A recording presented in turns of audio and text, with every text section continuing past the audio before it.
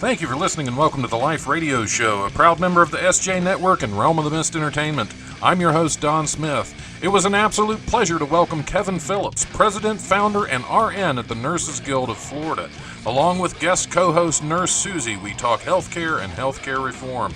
If you enjoy the show, like and follow the Life 1069 on Facebook and Don Smith Comedy on Twitter, or tune in live on Tuesdays from 7 to 9 p.m. on WWSU 106.9 FM, or you can stream the show live at WWSU1069.org. The brutal presence overwhelms me. The brutal presence overwhelms me. The Life Radio Show is now brought to you in part by the Nurses Guild of Florida, experts in home health care. Go to thenursesguild.com for more information. This podcast is part of the SJ Network. Go to s-j-network.com for more great podcasts and for contact information on publicist Steve Joyner. All right. Hey, welcome to the Life Radio Show. I'm your host, Don Smith. We are zooming right along in another fun-filled Zoom episode of the Life Radio Show, because that's what we have now. And I want to welcome back to the show Nurse Susie is in as guest co-host today, and it's been a little while since she's been on the show. How are you doing, Susie? I'm doing great. This is a different tactic for the show, but I'm excited. I'm excited about today's topic, and I'm just happy to be here. Oh, it's good to have you back, and I want to welcome the CEO of the Nurses Guild of Florida, who is the Life Radio Show's new sponsor. I want to welcome and a big thank you to Kevin Phillips. Welcome to the show, sir. Well, thank you. It's good to be here. Now, you are the CEO of the Nurses Guild of Florida. How did that come about? I mean, what was the inspiration that got you started in that? I'm the CEO and the founder. I had been a critical care nurse, ERs and ICUs for about 25 years, and I blew out my back. When you're a guy in nursing, Susie will agree with me, when you're a guy in nursing, you're everybody's back muscles. You do all the transfers, you move the beds, all of that. All the lift help, yep. Yeah, so I ended up with a very true. Yeah, we create lift teams that are just men mainly, some women, but yeah, our lift people are very important to us. And in ERs, the transfers have to happen right away. You don't have time to organize a crew. You deal with what you've got. Right. So anyway, my back could not take that kind of work anymore, even though I love that kind of work. I walk into an ER now, and the sounds of it make me feel like I'm at home. Right. But I couldn't do that anymore. So I gravitated into home health, and I discovered I really liked it. For the first time in my life, I could do true nursing because I only had one patient in front of me. Oh, wow. Yeah. And I could take care of all of their needs, not just insert their line and hang their bag and leave. And it was much more interesting. I was enjoying it.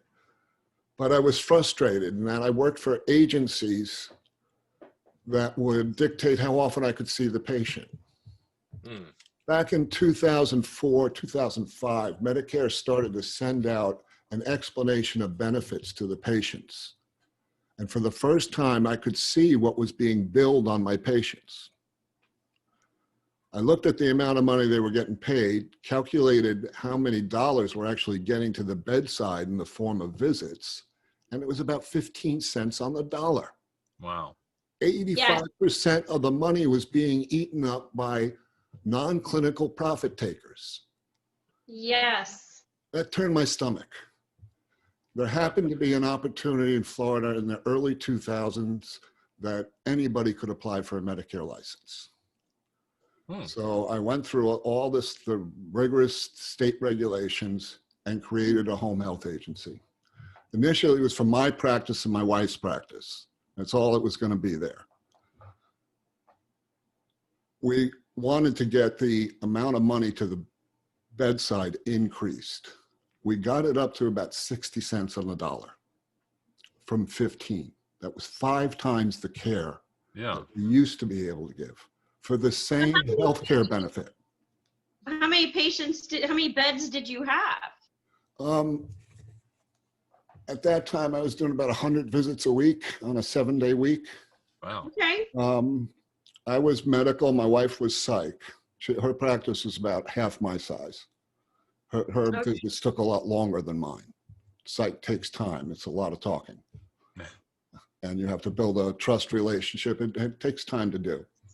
Medical is more acute problem to be solved. Right. Well, I got So- to have experience with that with you. Not only am I the power of attorney of my mother, who is in, a dementia care unit. She's in a nursing home. I had, we worked our way up, and I get her bills, and I am just Staggered. it's still so bad. And what the doctors actually get is just even worse. Also, I worked with 3 different doctors in an office, and I only got to see them once or twice a week because they were at the nursing homes, 3 major nursing homes that we have here. Well, And after we started, my wife invited one of her friends, and then another person came, and we were doubling in size every year. To about 5 years later, we were a $10 million company. We'd never had anybody in a marketing position. We had no vice presidents. We were just visiting nurses. So we called it the Nurses Guild. And truly, that's what it is. My nurses I'm not their boss. I'm their partner. If they have a problem they can't solve, they come to me. I help them solve it. It's that type of relationship. It was so refreshing among nurses that had been working for corporate home health that it just grew and grew and grew. Recent changes in regulations has given us more and more overhead. So Right. now we're down to about 50 cents on the dollar, gets to the bedside. But that still beats anything near me. It's gotten even to the point where Medicare slapped our hands because we gave 30% more care, did 30% more visits than the competition in 2019. They didn't like that. I thought they would be thrilled. I'm doing 30% more visits for the same benefit that the other people get, and they're chastising me for it. It's Wow. become a bizarro world in home health. Absolutely. Now, recently, we've had a big change. They put in a new payment program called PDGM. They hadn't changed the payment method in home health since 2000. PDGM is the first and only healthcare plan to come out of the Trump administration. And what it changes is chronic care. Chronic care now does not get reimbursed anywhere near like it used to. It's to the point where if I have a fresh wound, and I put that as the primary diagnosis, and add a chronic care diagnosis, the benefit goes down for the same wound. There's other weird things in it, like if you're a wound patient coming from a hospital, you get reimbursed 30% more than if you're a wound care coming from a doctor's office. It's the same wound, requiring the same skill, same treatment. Yep. But that's the reality we're in now, and we're still trying to figure it out. Unfortunately, I've had some of my nurse managers quit because their day became filled with angry family members saying, why can't I get the care I want? They don't blame Medicare, they blame the agency. So it's been a frustrating year. Yeah. Yeah, and you're going out and seeing patients with COVID as well. That's one of the things that you do. That's We have quite a number of COVID patients in the adult living facilities where my nurses are. After the first COVID case, there have been no more. This is good nursing. Yeah. Wow. I have a 150 bed unit in Palm Beach that has one COVID case, and we've kept it at one since March. Great. Continue. Wow. We have one in Broward County that initially discovered with 4, and we've kept it at 4. This is what good nursing can do. Mm-hmm.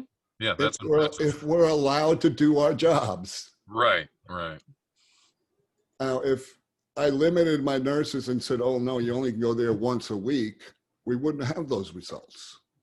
Yeah. We get those results by being bedside every day. Well, yeah, you're able to monitor a lot more closely if you're there. You know, not being there is it's a lot harder to keep an eye on things. And you would think in a pandemic across the nation, home health nurses would be utilized to their fullest extent. Yeah. We're not getting used. Hmm. I've called my county health department every week since March saying, look, I got 100 nurses here ready to help. What can we do for you? And it's always, we'll get back to you. They have never called. Mm-hmm. Yeah. I offered them for free. They never called. Wow. I do not understand what we're doing. It doesn't make any medical sense to me at all. No, it doesn't. There's a way too much questioning of the medical profession right now. Anyway, I mean, as far as just Questioning by people that could not put on a Band-Aid if they had to. right, exactly. That's the amazing It's mind-numbing. dumbfounding, I guess. Yeah, it is. But when history looks back at us, we are going to look like the stupidest generation to be ever born. Well, you know. Yeah. Don't you think? What was that, Susie? I mean, I'm 45. I've been a nurse for 19 years. And I'm like half and half on that because of, you know, the science, you know, because of the science. We wouldn't be where we're at. I'm sorry, I have a fly. But You're just hallucinating, right? That could be. I swear. But no, I mean, I've worked in a lot of different modalities. You know, the ER. I've been in oncology, cardiothoracic. You know, step down units for open hearts. I've seen what medicine can do, and I love it that these nurses now that we are getting in are just so, I mean, they know so much. They know so much. The educational level has gone up. It really has. It really has, and I'm like one that never wants to stop learning, you know, but I'm burnt out. I'm in a state that's run by a science denier. I'm in Florida. Yeah.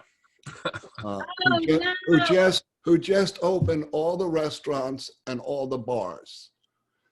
3 weeks from now, we're going to have a lot of sick people. Yeah. 6 weeks from now, we're going to have a lot of dying people. Yeah. And I don't understand why they do this. They say it's for the economy, but it continues to kill the economy. Oh, absolutely. Yeah. We're not getting our economy back until we get COVID in a bottle. Yeah. Right, Well, right. in Ohio, our governor in Ohio, he acted pretty quickly and He was cut seeing a lot like of things down. And he was doing things, you know, but there were way too many people just making way too much noise about it, and he backed down and pretty much reopened everything. So I have a suggestion. Since politicians don't seem to trust doctors, why don't we put nurses in charge of the COVID response? Nurses will get it done. Oh, yeah. We are the ones who deliver health care. Well, Yes. You ever watch the medical shows and there's 5 doctors around the bed and they're moving the bed and they're taking the patient up to surgery and all this stuff? That's all nurses' jobs. They have people playing doctors being nurses. If you go to an ER, there's maybe 2 docs in a 40-bed ER. There will be 8 nurses. Yeah, and the doctors are either in the on-call room or they're back in the back. The doctors spend a few Yeah, but minutes if bedside to you- do an exam, and then they're sitting and writing. Yeah. But if you build a relationship with whichever doctor that's on that floor that day, or surgeon, or whatever you have going on, if you have that relationship and show them, that you are competent to do this job, you are strictly the messenger. He tells you, how he wants things done, when he should be called, and there's a lot of orders I'm signing, and I totally agree with you. I've found that very true in home health. The doc has to trust you. Picture what home health is like. And I've been lucky enough to be there, and it's almost like a family, because you're there 40 hours a week, and sometimes you bring it home, and but you have to show that doctor that you're confident. Yeah, he's got to trust your assessment skills. Mm-hmm. Yeah. What you're saying, whatever you tell him, has got to be true. Think about Yes. think about functioning in home health, where you're functioning out of the front seat of your car. You have no X-rays. You have no lab work. The only thing you have are your assessment skills. And when and after that visit, as you're walking back to your car, you have to think, should I have hospitalized that patient or not? And certain of your decision. It's home health would be much easier, but for that reason, it's a very difficult area to be a nurse in, because you are independent. You've got no net whatsoever. You don't even have another nurse you can pull aside and say, look, I've seen this and this, what do you think? Which we all do. Well, we need more nurse practitioners so they can write your orders. They're not allowed to in home health. I cannot admit someone nurse. Write orders, just not medication. They can't admit a patient. Okay. They can't order home health. You have to get it co-signed.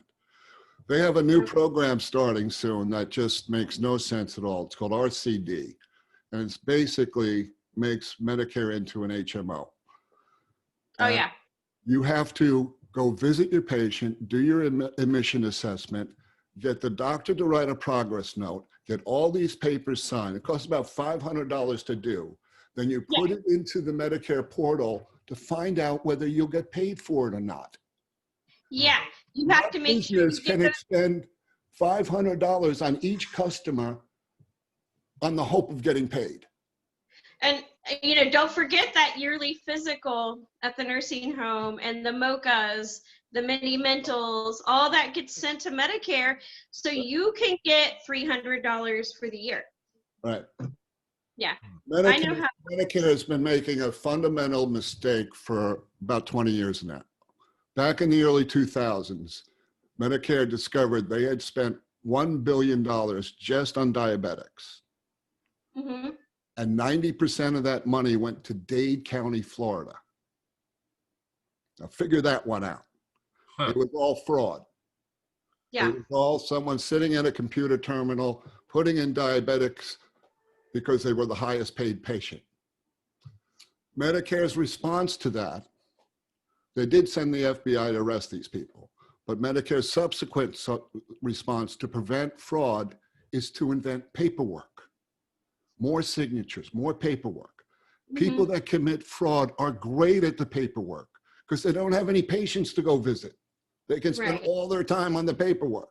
Right. It is their response to fraud causes fraud. Right. I invented a way, and that's not the topic here, but it fits in, a way to prevent home health fraud completely. Using your telephone. You take a picture of your patient, you take a picture of yourself. Using facial recognition, it acknowledges who it is. From the GPS in the phone and the clock in the phone, you can guarantee this practitioner was with this patient at this time and place, which is important in home health because people have to be homebound in order to qualify. Right. So to commit fraud with a system like that, you'd actually have to go to each patient's house in order to fake it. Well, we do I offered this to Medicare for free. I offered the technology to them for free. They turned it down. They'd rather do paperwork. That's crazy. And now 50 cents on the dollar of the home health benefit is going back to Medicare to prove it's not getting stolen from. It's insane. We are wasting so many healthcare dollars, so many, just smoothing over, rubbing the shoulders of Medicare. It doesn't make any sense. And I'm at the end of my career, and I am so frustrated that I have not been able to affect this industry and make it better. I was able to increase the amount of patient care, but that's only locally within my organization. Right. It's not across the board. We need to make that happen. We need more of you, more people like you. Well, we've advanced in technology now to such an extent that we can eliminate fraud. Just with a simple app, we can eliminate fraud. I'll give you an example. I was an ER nurse. I admitted a lot of patients to the hospital. What I needed to admit someone to a hospital was a doctor's order, an ER sheet showing a physical exam, and a permission to treat from the patient. 3 documents.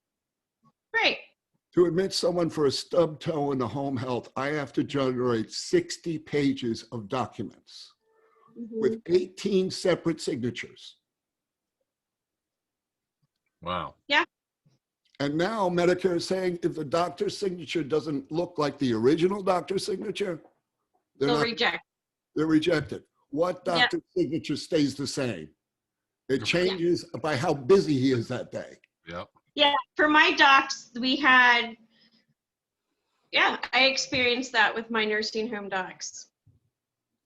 I don't know what we're going to do because we've got insanity ruling healthcare, and it is eating up most of our dollars. Look at all the dollars hospitals have to spend to placate insurance companies. All the regulations, all the paperwork, just to placate the insurance company that they're not getting stolen from. Right. Do that electronically and use those paperwork dollars for patient care. Their costs will go down. Yeah. Right. But it's hard. You can get one individual to agree with you, but to get Centers for Medicare Studies to agree with you, it's so politically run that up is not up is down and down is up, seems to be. Again, as I said, I'm a frustrated practitioner. And I'm sure it comes across. You're not the only one, and you're pretty passionate about this, and I'm sitting here racking my brain, like, what could we do to get this out there? Like I said, I have my mother in a facility. I'm a nurse. I've worked with nursing home docs. I totally understand where you're at. And so now I'm just like on a mission to, voices need to be heard. The approach has to be how we do it in the Nurses Guild, that the home health benefit is the patient's property, not ours. Right. We are just charged with delivering it to them in the form of healthcare, but it's their property. Most of the agencies act like it's their dollars. Right. If we if we have just that paradigm shift, that the insurance benefit is the property of the patient, not the hospital, it changes the perspective a great deal. Oh yeah. That would. Yeah. I don't know how you change these people, but boy, they need to be changed. Yeah, I think healthcare in general it's become so political, just like everything else, and it's just when you get the insurance companies involved, the politicians, just bureaucracy on top of bureaucracy, and big pharma. And Medicare's employment goes up every year. It grows and grows and grows. Now, since they have every case being reviewed, imagine how many people they have to have to review every home health case in America. There's over 1 billion visits a year in this country. And they're going to review every one? That's just not efficient. Nope. So that 50 cents on the dollar is going to go to 60 cents on the dollar. Right. Yeah, So I what is agree. what is the benefit for? Is the benefit to keep Medicare people employed, or is it to treat patients? Yeah. I would say it's, to keep them employed. From what I understand, there's only they like hand pick, like they just pick out a couple people to review. That used to be ADRs, request for additional information. They would spot check. Yeah. We always came through those in flying colors. But if you Sure. happen to fail one, then they ask for 20 more, Right. which is good, because if you fail one, maybe you're not a good practitioner. Right. That was a reasonable way of doing it. But with RCD, it's a review of every case before you do the first visit, Hmm. which can take up to 2 or 3 weeks. If I've got a Right. wound I need to take care of, I can't wait 2 or 3 weeks. Right. They will take care of that wound and maybe not get paid for it. So I'm paying for the health care, Right. not the patient, not Medicare, me. It's right out of my pocket. Yeah, because you cannot not treat them. No, You it's know, you it's against the law for me to walk away from a patient. Hmm. But it's not against the law for them not to pay for a patient, Oh no, not at all. but still I have to see that patient. So I'm a charity now. Yeah. Nurses started as charity. We're going to end as charity. I'm sorry. There's not going to be much money left for us. No, there's not. Now, the chronic diagnoses are starting to deny. So the psych patient that gets a visit from a nurse once a week to get an injection for an antipsychotic. Okay. Now, in order to qualify for Medicare, that psychiatric patient had to have a severe enough diagnosis to be considered unemployable. Right. They get put on injections when there is a history of non-compliance taking their pills. Oh, okay. We started doing this about 3 years ago. Hospitalization rates went way down. They're going to stop us from doing that. Sure. Of course. So now You're getting in. they have to go to the hospital when they have a psychotic break, which will Yeah. happen with their Because disease. they want to get paid. And one for day in all the of that. hospital, 1 day in the hospital would pay for a year of home health. Yeah. Yes. So what the hell are we doing? It makes about as much sense as our COVID response. Yeah. Right. Exactly. Well, we'll have to Yeah. find a way to fix it. I don't even know. I don't even know where to start. That's why I'm glad I'm a maintenance guy. I know how to fix things.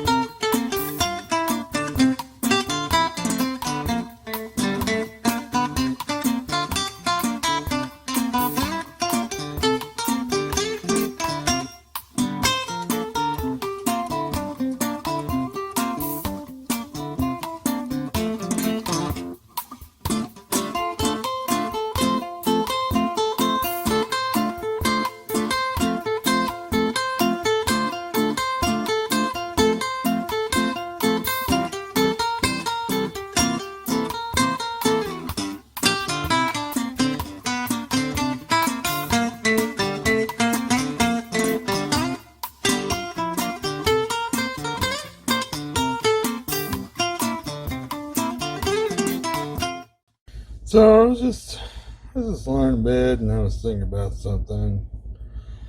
So there's a lot of people who are just like, where it's so much about everything having to be perfect all the time that they kind of miss the magic that's going on around them.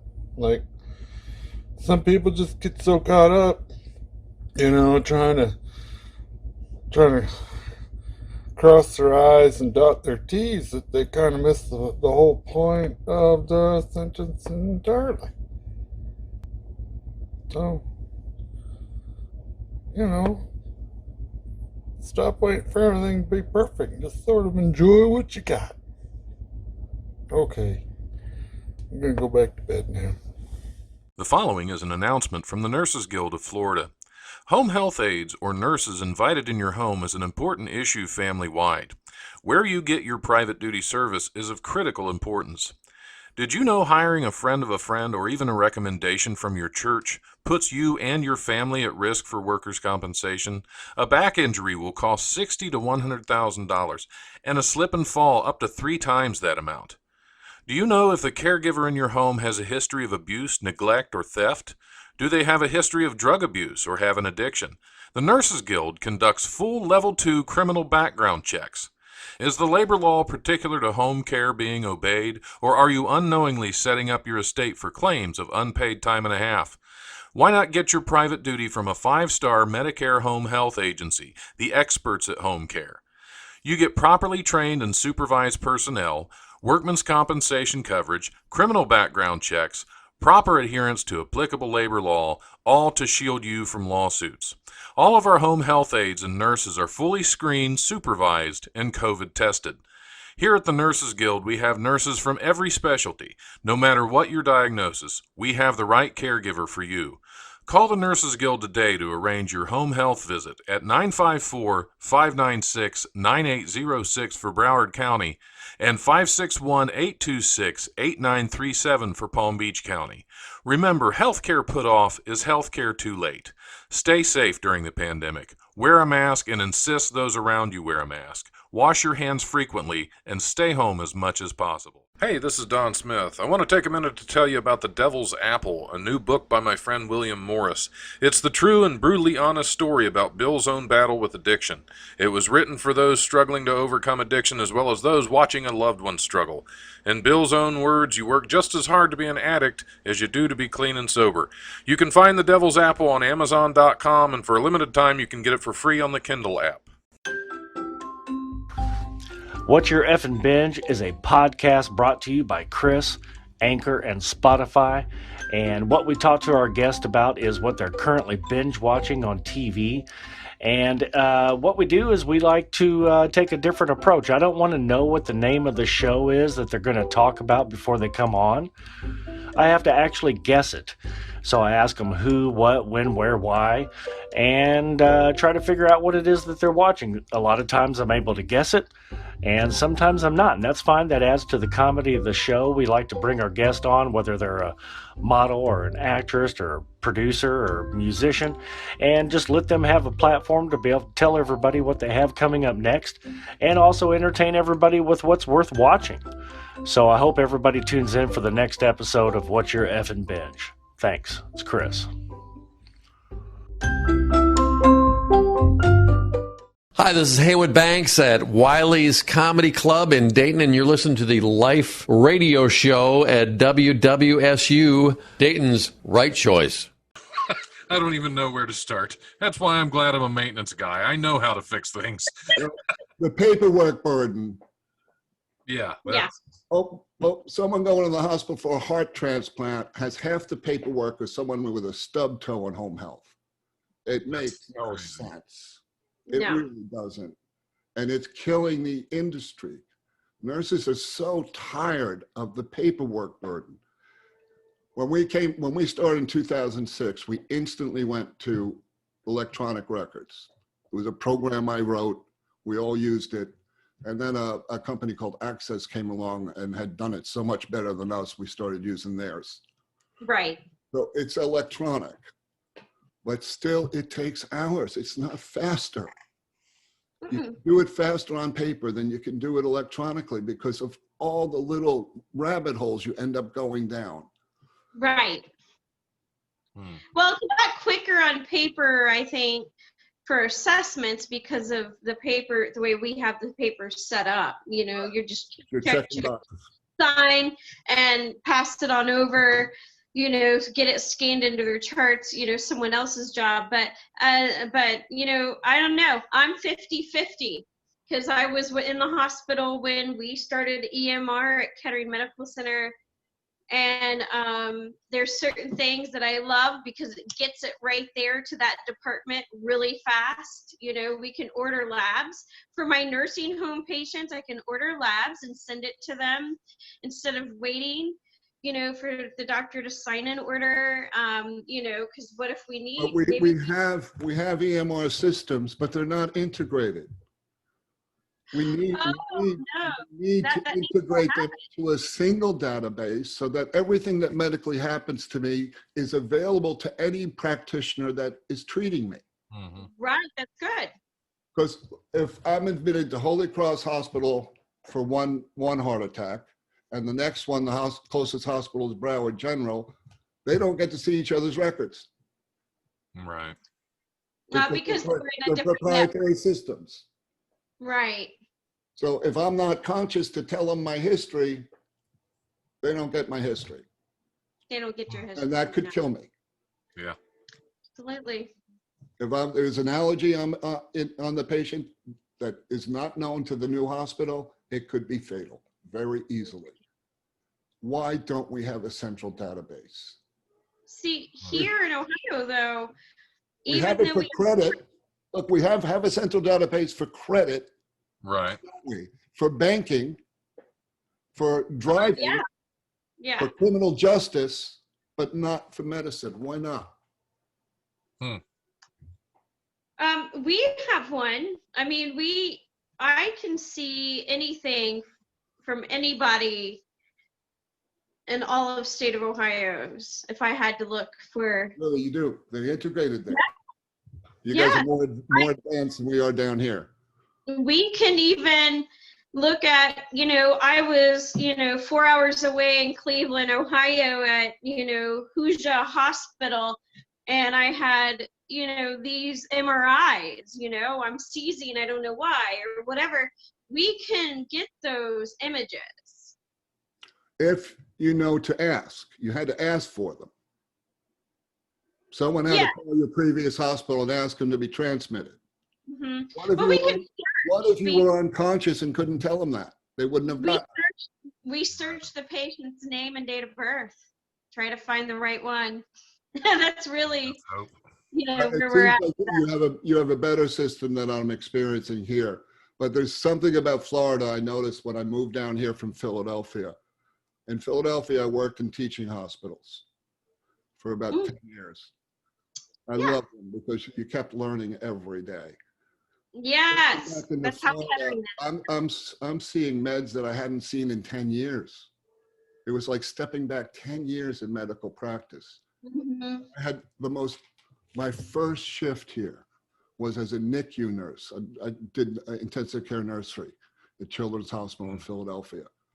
I did a NICU patient, and I got a patient that had a diaphragmatic hernia, a newborn baby. Beautiful. Mm-hmm. In Philadelphia, we had ECMO machines. I helped do the research on ECMO at Jefferson. So I knew there was a machine that could save this baby's life, but it wasn't in Florida, it was in Philadelphia. I was not allowed to tell the patient's family. Oh, wow. They forbid me from telling them to put this kid on a plane and get it to Philadelphia. You could save your baby. A 3-hour flight. The baby died 12 hours later for the lack of a piece of equipment. Now, the ECMO machines were reasonably new then. This is back in the mid-90s. Right. But they did exist. Mm-hmm. I had to sit with a family holding a dying baby, knowing it could be saved, and was forbidden from saying anything to them. It's the last shift I ever did in a NICU. I just couldn't do them anymore. Yeah, peds is hard for me. Particularly after you have kids. I did most of my NICU before I had kids. Once I had kids, it hurt more. It hurt a lot. Peds hurts a lot more when you got your own kids. Oh, yes. It's a tough ward anyway. When I worked at the hospital full time in maintenance, I mean, course, I had to fix things in the NICU too, and that is always a tough area to go into. Yeah. Yeah. I loved it though. What a challenge. It Uh, mixed my love of technology. and the durability of these children is amazing. Yeah. I used to be able to, do you know how to compute a dopamine dose? Have you ever come across that? Milligrams per kilogram per minute. Oh yeah. I got so good, I could do it faster in my head than you could do it on a calculator Oh. because I did it so frequently. That's awesome. But of course, I've lost that skill. I haven't used it. Uh, But I love the challenge of high-tech nursing. Yes. Keeping all the lines straight, knowing what every piece of machinery was for, how to use it, how to get the best out of it. And mostly in ICUs, I had patients that couldn't talk. Almost everybody's on a vent, Yeah. and they'll never remember you. No. No one ever remembers a unit nurse. uh, No, they were there, but they don't remember the nurse. No. So you were doing it for almost all the right reasons. You weren't going to get any kudos from the family. You weren't going to get any recognition from the community. But You're lucky to see the family again. So Yeah, nowadays, no one can visit. Yeah. So they're not seeing families at all.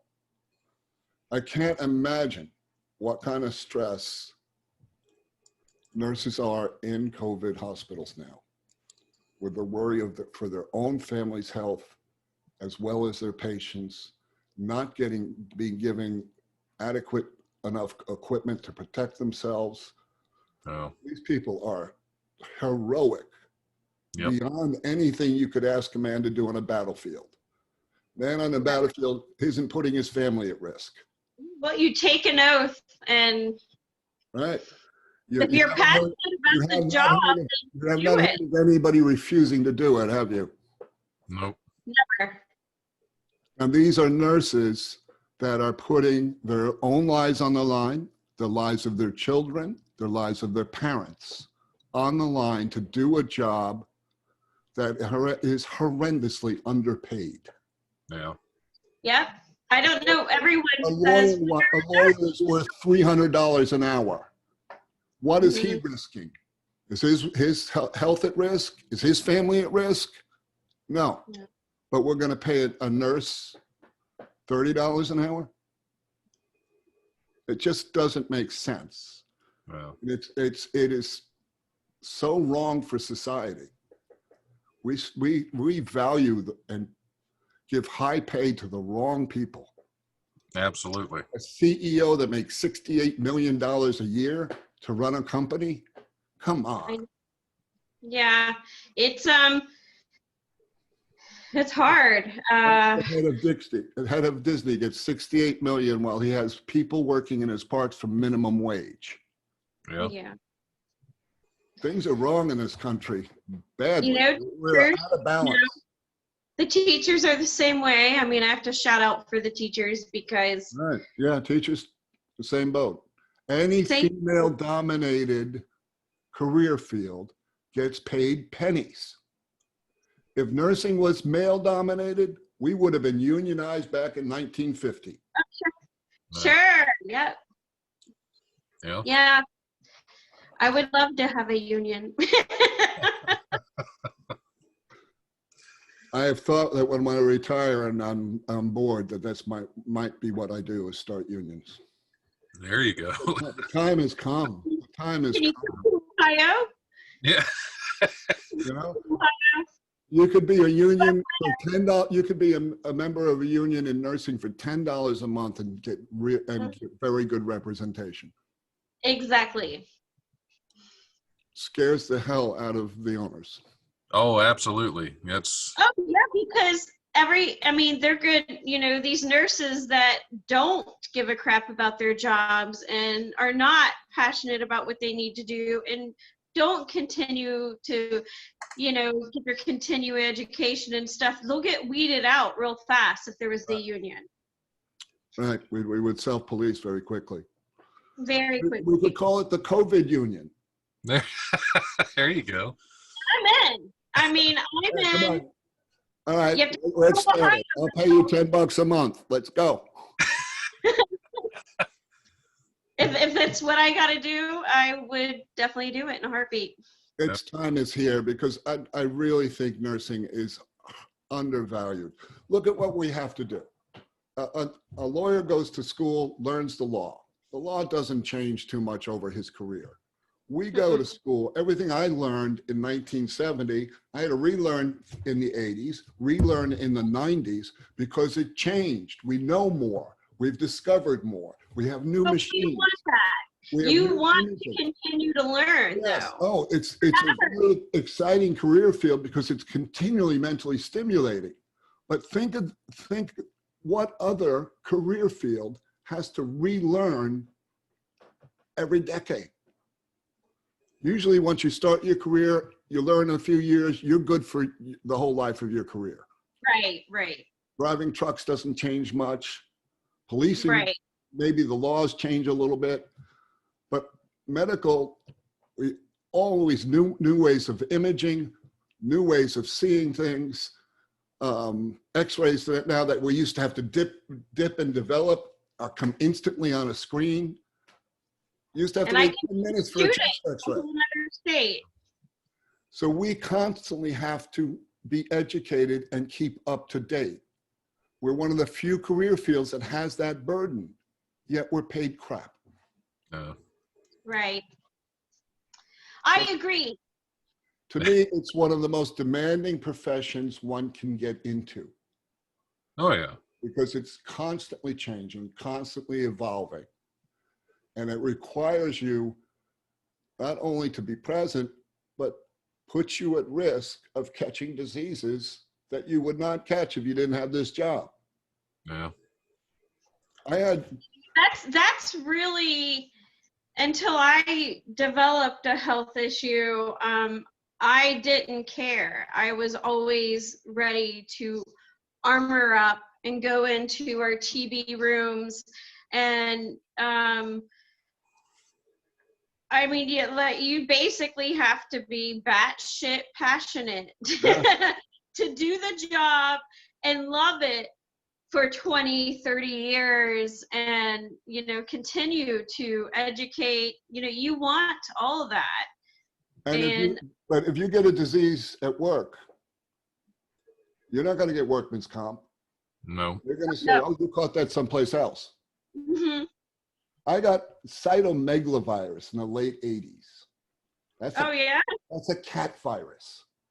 Yeah. That's the cat scratch fever or something, isn't it? Mimic depression. I got put on antidepressants.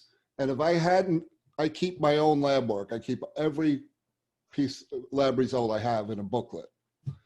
Looking back through my lab work, I noticed that, hey, my white count has been high for 3 years. It's not because of the stress of the visit or the event. My white count is too high and my differential was off. Yes. I ended up diagnosing myself, Hmm.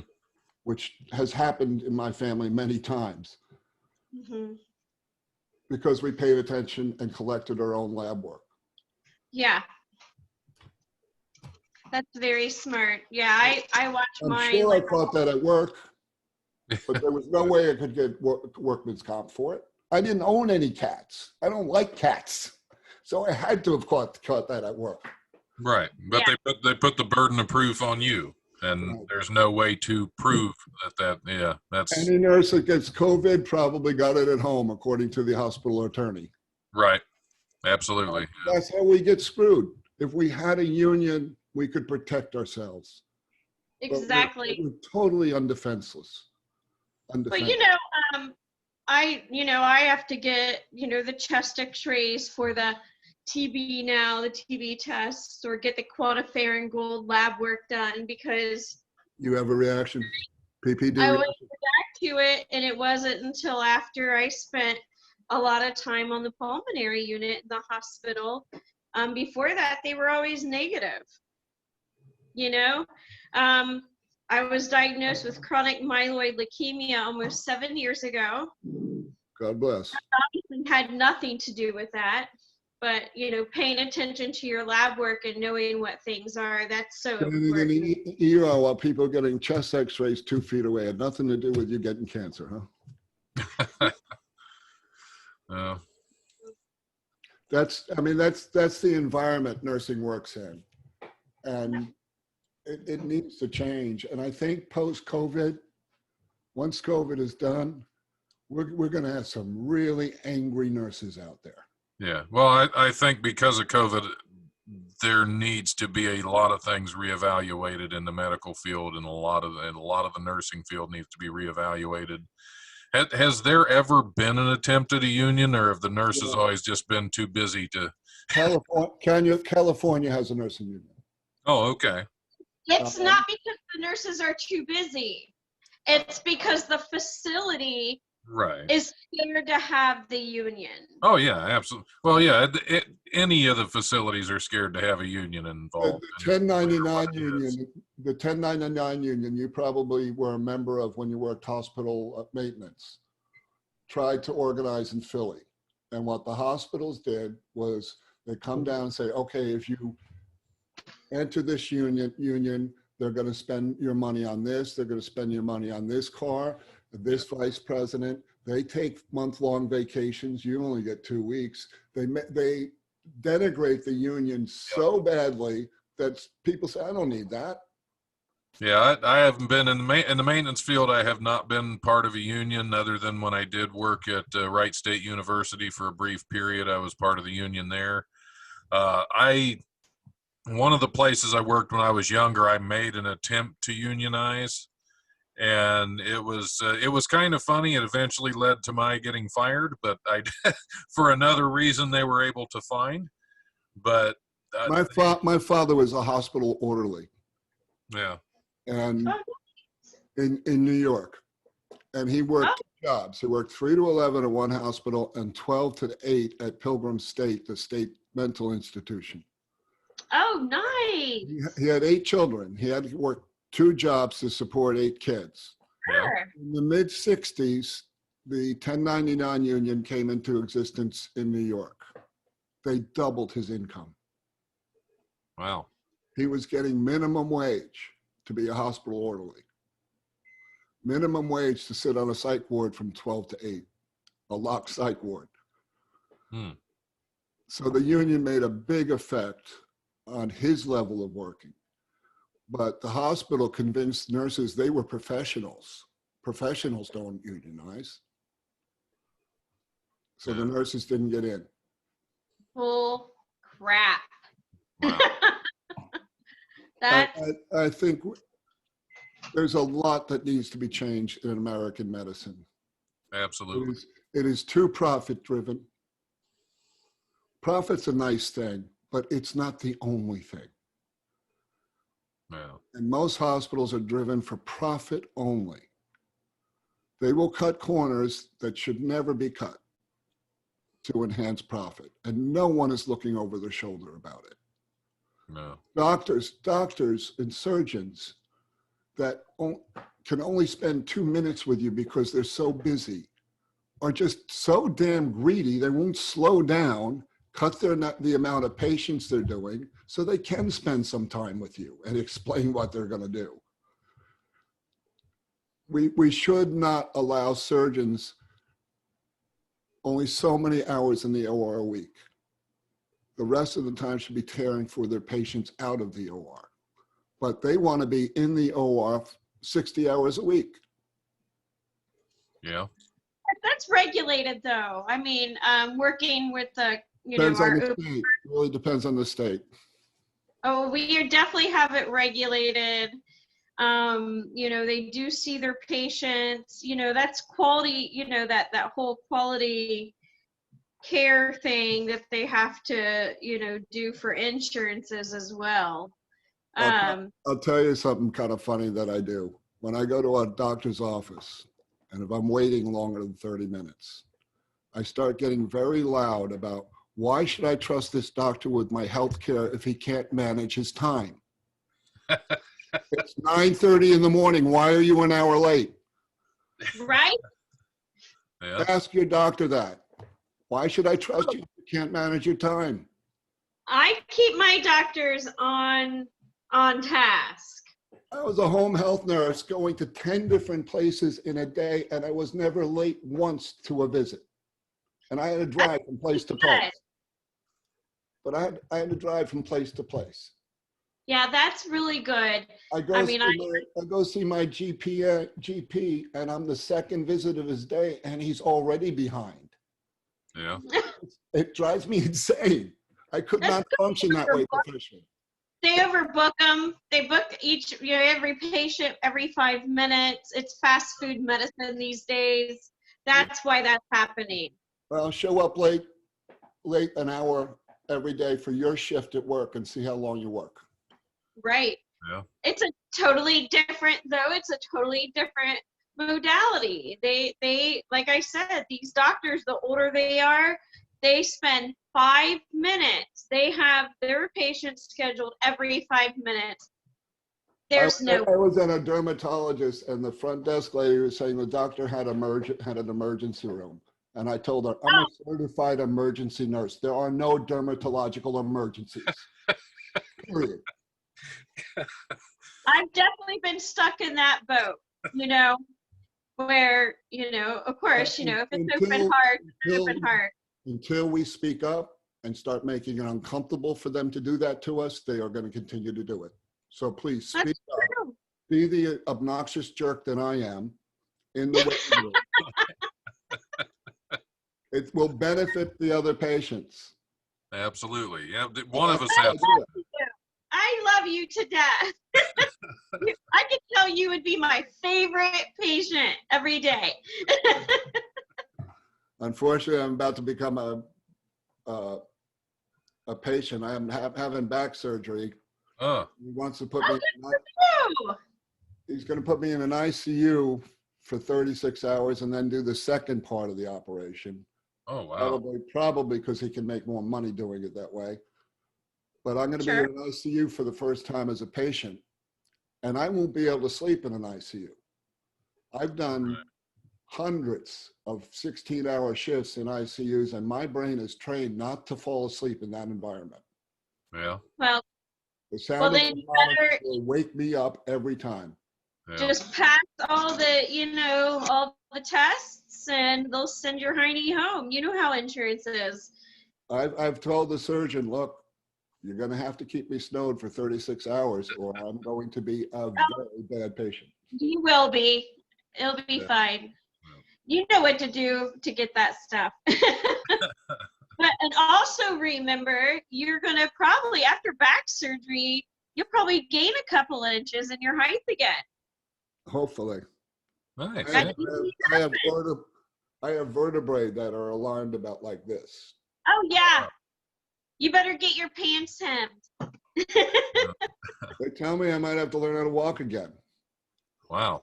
Because muscles on one side are short and long on the other side, and when they move them to the middle, the muscles aren't going to be working properly. Yeah. You'll do fine. I can tell. I can tell. I'm going to walk by force of will alone. I believe that. Well, we have been going for over 50 minutes. We did not take a break, and I'm totally cool with that. I had fun. That's good. It was great talking to you and getting to know you a little bit. I know I didn't say a whole lot, but my guest co-host was definitely going, and I don't get to express this stuff very often. Yeah. Well, I appreciate you being on the show. It was really great talking to you. I look forward to talking to you again Thursday, and we'll talk about some more things with Medicare, and we'll talk about veterans. Well, I started as a medic, a Vietnam era medic. That's what got me into medicine to begin with. Wow. Okay. And, awesome. I'm pretty passionate about how vets are treated. Yeah, absolutely. What we need. Yeah. That's what keeps us going. Back in the late 70s, I had to hide that I was a vet to get a job.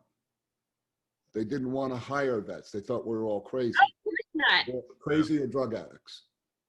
Yeah, you were a risk. Yeah, you actually had to hide that you were a vet. Yep, I've heard that, yes. At least now, America appreciates the vets. Yeah. Right. Certainly don't appreciate them enough to pay for them. Yeah. That's We're working on it, I guess. A work in progress. We've made a lot of progress in our treatment of vets. We just need to. Yeah, there's a recent change I want to talk about Thursday that gives vets a lot more opportunities. Okay, Excellent. good. Well, it's Well, been then- great. Guys, I enjoyed talking with you immensely. Absolutely. Love Well, to talk to you again. yep. Thanks for being on. We'll see you again Thursday. And thanks for listening to the Life Radio Show. Like I keep telling you guys, if you're going to keep listening, I'm just going to keep making them. All right. Have a great night.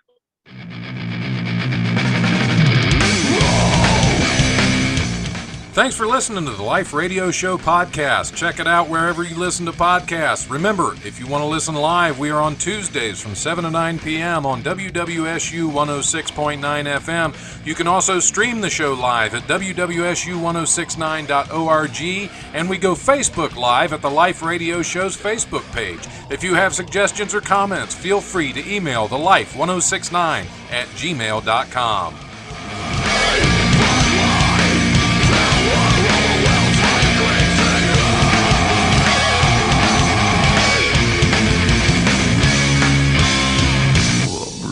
Presence overwhelms me. The brutal presence. Whoa!